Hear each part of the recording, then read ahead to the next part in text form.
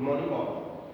So this is our first lecture, which is introductory lecture for design of machine elements 2 subject. And today's discussion is about the syllabus structure in this subject and what are the terms related to this and marking scheme.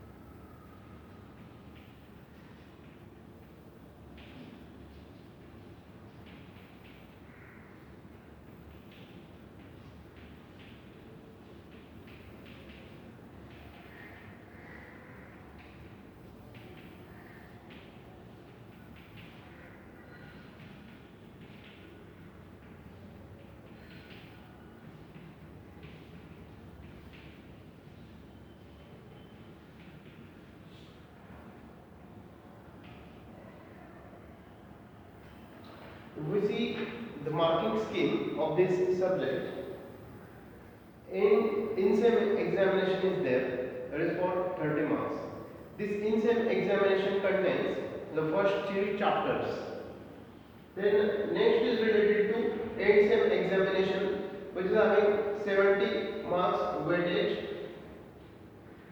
Then term work is again very important because for term work 25 marks is allocated, and for oral exam again 25 marks are allocated. So if we see the weightage of this complete that is subject is 150 marks, and this is very important. That is 150 marks is very big number. So this is a very important subject. This subject is a scoring subject, and if you cover all the topics, then you may get out of marks.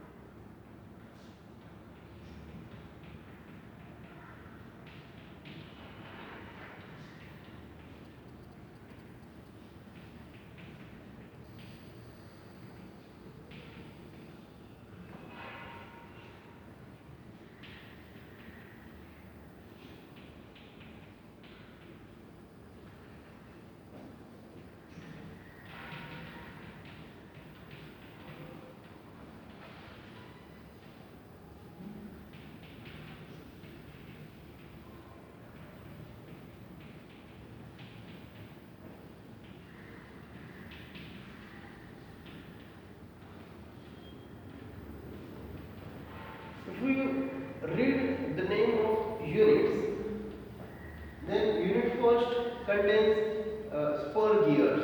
Unit second is related to helical and bevel gears.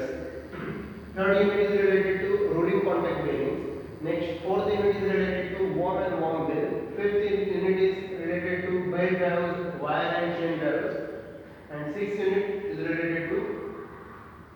bearing, that is sliding contact bearing.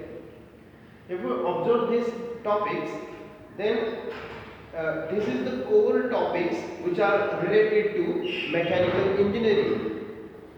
Because for any purpose, in machines or designing any parts or component, okay, these are the basic elements like gears. So in your syllabus, 4 different types of gears we are going to cover. That is spur gears, helical gears, bevel gears, worm and worm wheel. These are the very important types of gears. Then here we cover 2 types of bearings, that is rolling contact bearing and sliding contact bearing. Then next we cover the different types of mechanical trials. So 3 different trials we cover in this syllabus, that is belt trials, then wire trials and chain trials. So if we look at these topics, so all these topics are very important from your mechanical engineering point of view. Okay, so these are very essential topics as your mechanical engineer. If we see the book names,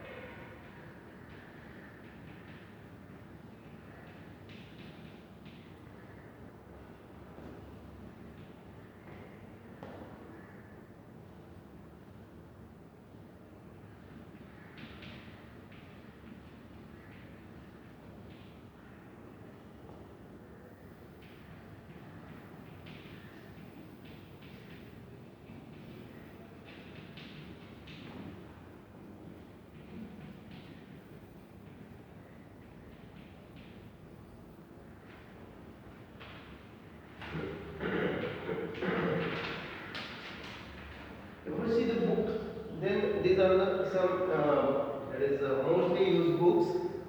So some books are textbooks and some books are reference books. If we see the textbooks, the main important book is V.B. Bhandari.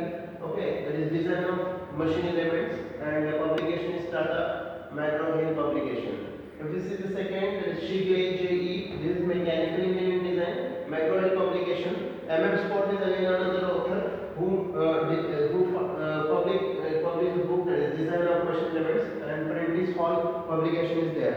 So in all these three books, mostly your topics are all covered. Or if we take any one book that like VV Bhandari book, then also your all syllabus should be covered. And if we see the reference book, first reference book is P.H. Black, Machine Design, and is Macron Books publication. Then C.S. Sharma is the author, Design of Machine Elements. So these are the reference books. Many actually books are available in that list, but out of that, these are some selected books, and these are sufficient to cover your syllabus.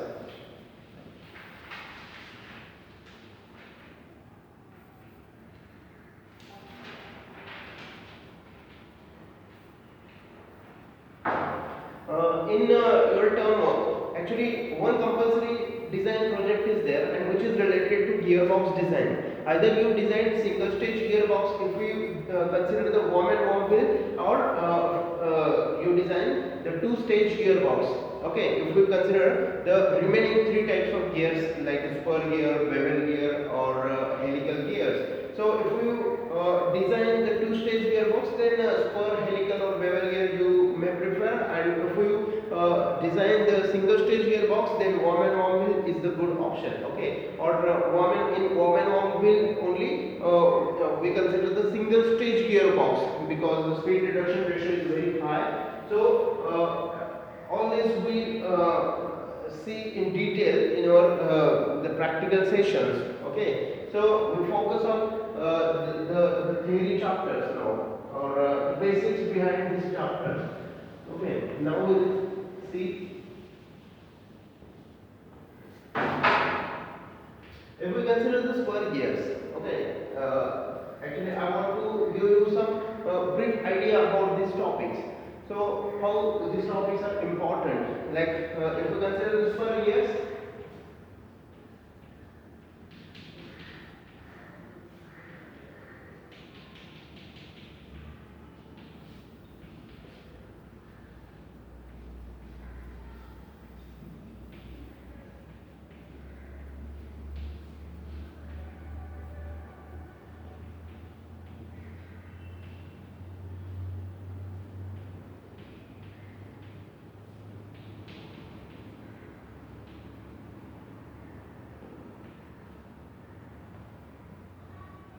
if we consider the spur gear, and if we see the spur gear from the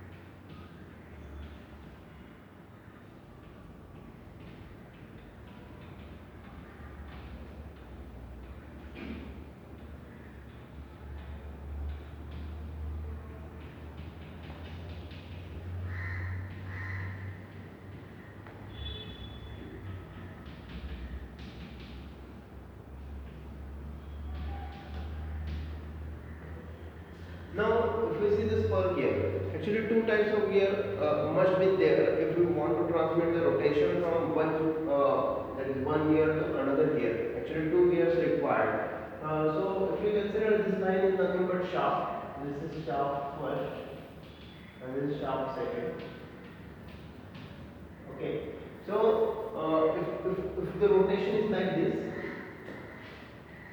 and the front view of this diagram is seen here. So this is the pinion and this is the gear. What is the difference between pinion and gear? The diameter, if we consider, is less than gear, then that small diameter part is called as pinion. And if the diameter is greater than that pinion, then that is called as wheel or gear. Okay, so this is the pinion because diameter is less. If we consider the example, diameter is 50 mm and diameter of the second gear, this is gear second or pinion first. So this is gear second. The diameter is 100 mm, that is greater. So this is called as gear, or it is also called as wheel. Okay. Now this is called as spur gear, and in case of spur gear, the number of or teeth, this is called as teeth, and the shape of this teeth is like this. This shape is involute shape. This shape is called as involute shape. Actually, two options are there. In case of gear tooth, that is cycloidal shape is there like this.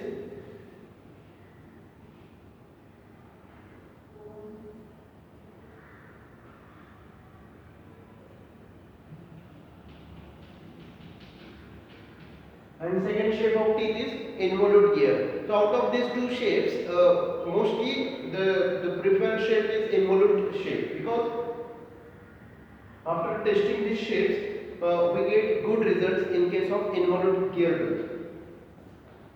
If we see gear ratio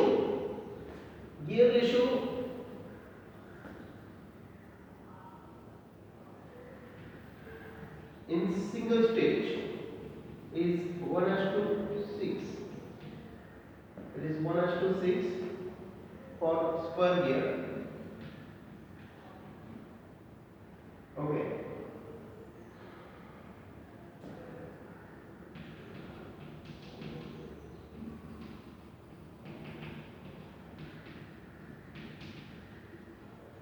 For single stage, gear ratio is 1:6. Okay, and this is in normal condition. And if we see the gear ratio in critical condition, the gear ratio is up to 1:10.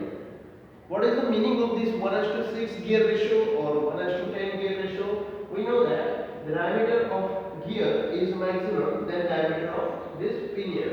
So if we consider this gear rotates in one time, then this pinion, as the diameter of that pinion is small as compared to gear, then that diameter rotates 6 times. So this is the meaning.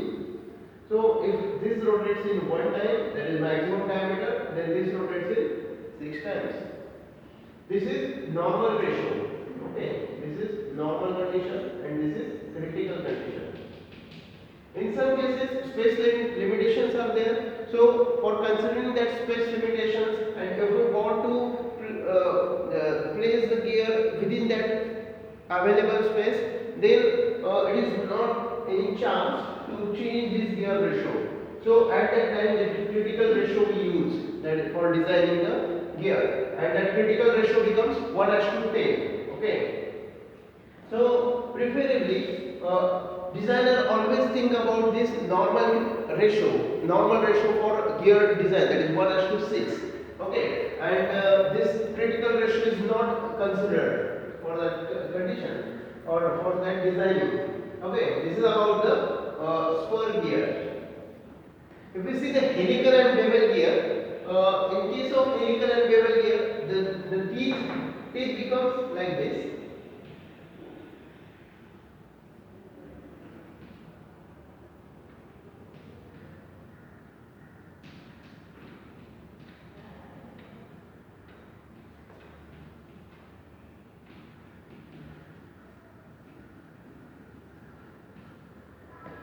This is helical pinion and this is helical gear.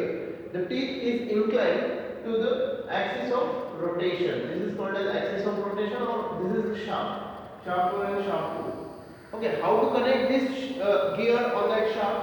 The gear is connected to the shaft with the help of keys. For example, this is shaft. On this shaft, gear is mounted. So consider this is the gear. So here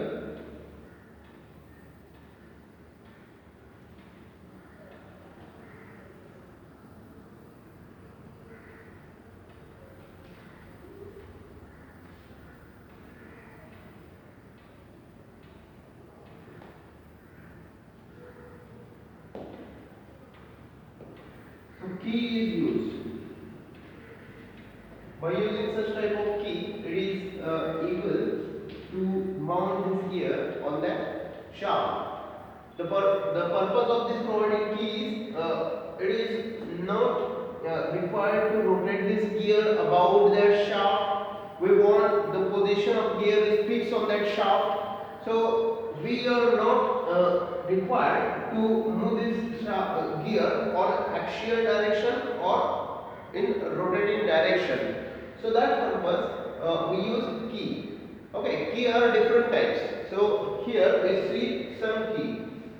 What is the meaning of this sum key? The half portion of the key is mounted within that shaft and half portion is on the upper portion of that gear. Okay, so half portion is mounted within the shaft and half portion is on the gear. So in this way we fix that key. So this is about the spur gear. Today we briefly discuss about or compare this helical bevel spur and worm and worm wheel. So we already discussed about the spur gear.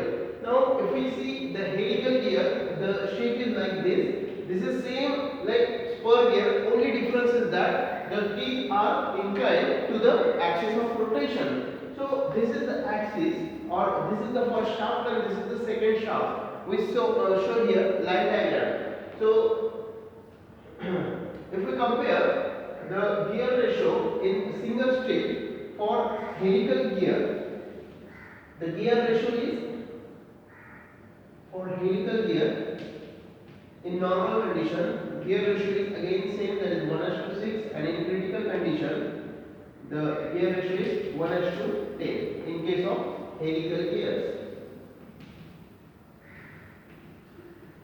Okay. Why these gear ratios are important? These gear ratios, if we know, then we are able to find out the number of stages in gearbox. So in some gearboxes, single stage is sufficient. In some gearboxes, the gearbox must be two stage. In some cases, gearbox may be three stage gearbox. In some cases, that is 10 stages gearbox, 12 stages gearbox are there. In actual vehicle, the gear stage becomes more. We called it as multi-stage gearbox. So in that gearbox, the gear ratio or this variation required is that is a lot of variation is required or a lot of speed change we require in that vehicle.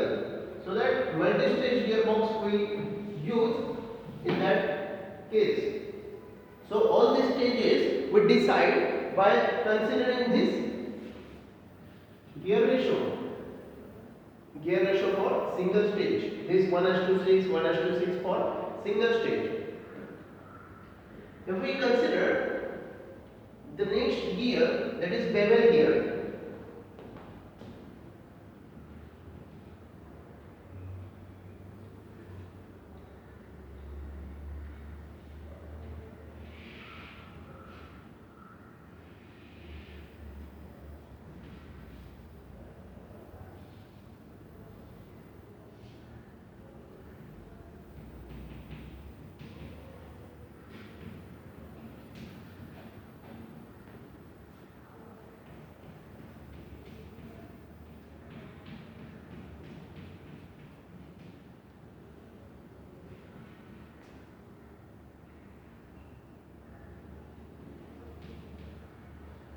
This is called as a bevel gear.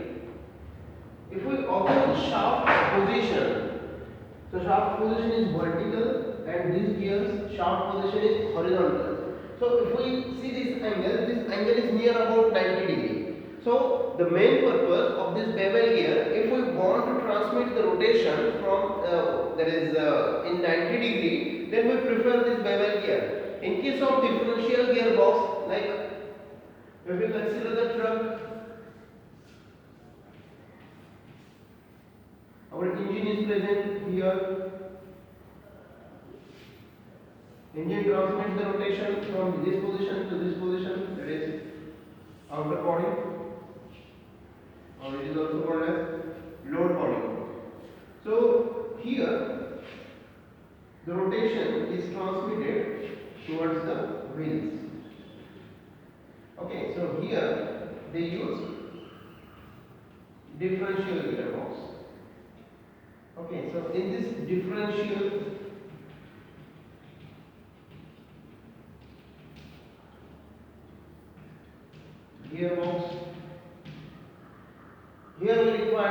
the bevel gears, because we want this rotation to transmit from this, okay, shaft is rotating like this, from this direction to this direction, okay. We want to transmit this rotation from engine towards the wheels, and wheels are located toward, that is on perpendicular direction or at some angles. So we need to transmit that rotation from here to here. Okay. So in case of differential gearbox, we use this type of gears. Now in construction site, if we want to transmit the material from from the ground towards the third floor, then we use that cranes. Okay, we use the lifts. Then on that top portion, we want to transmit that material from the ground towards the top floor. Okay, so in that condition also we want to transmit the power from the vertical direction towards the horizontal direction. So in that case also we prefer the bevel gears. Then if we see the gear ratio in single stage, in case of bevel gear is 1:1, because only purpose is to transmit the rotation in 90 degree. We are not considered this gear for reduction of power or increasing the power or rotation. Main purpose is to transmit the rotation in 90 degree or near about 90 degree. This is our main aim in that bevel gear. But in critical condition, if we want to simultaneously reduce the gear's rotation, then at critical condition we design up to 1:3 gear ratio. We consider 1:3. In some space limitation or some other reasons, that is speed reduction ratio is we want 1:3. Then up to 1:3 it is possible to increase. But beyond that 1:3 it is not possible to increase the gear ratio. And next is worm and worm wheel. So if you consider the worm and worm wheel arrangement, the arrangement is like this.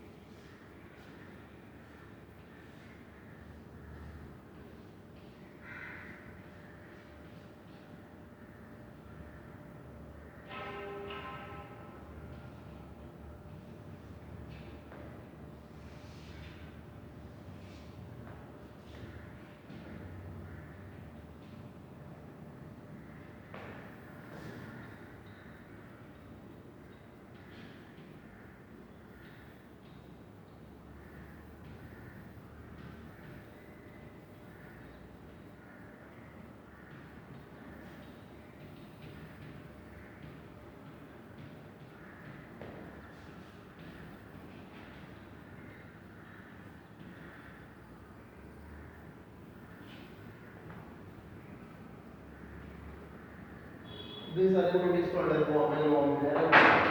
So in this case, this big size wheel is like the spur here.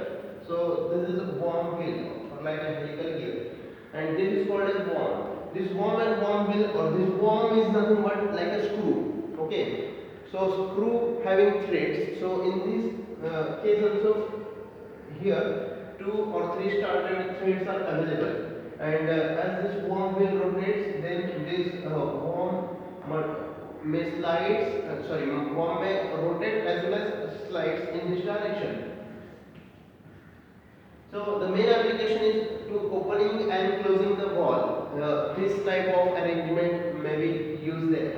So at the time of closing the valve, this worm may move in this direction, and at the time of opening the valve, this worm may move on the right direction.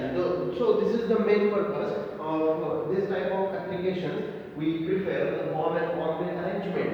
And if we see the gear ratio at single stage for worm and worm wheel,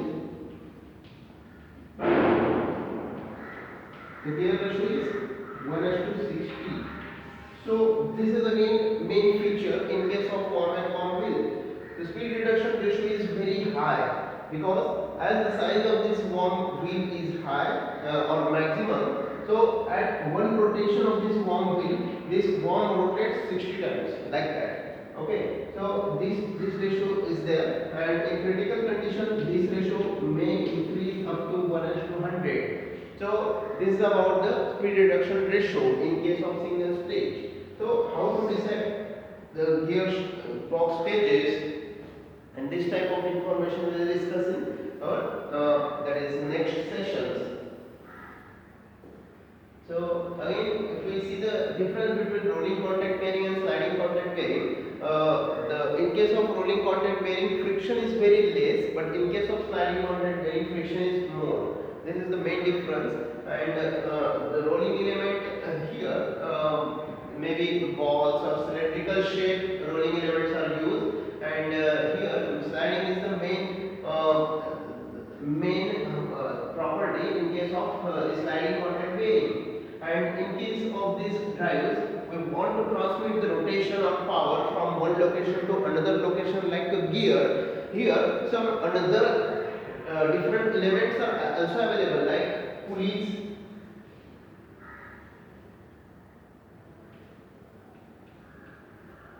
and belts. Okay, so belt and pulley arrangement may be there.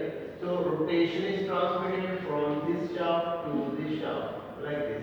So in case of here, wire like a well, from well, if we want to pull the bucket which is filled of water. Okay, so this type of pulley and rope arrangement we prefer there. And in case of cycle, if we take the example of cycle, so chain and sprocket arrangement is used like this sprocket, and this type of chain arrangement is used there. Okay.